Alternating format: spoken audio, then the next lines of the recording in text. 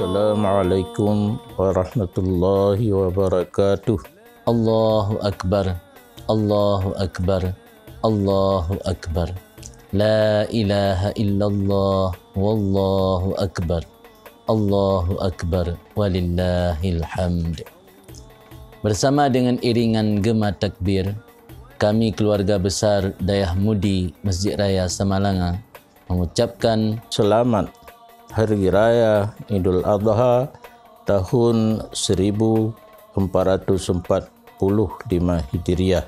Bagi yang sudah berhaji, semoga hajinya diterima oleh Allah, dan bagi yang belum berhaji, semoga Allah berikan kemudahan dan kesempatan untuk mewujudkannya. dalam momen kesempatan Idul Adha kali ini, mari kita meneladani ketaatan Nabi Ibrahim dan keikhlasan Nabi Ismail.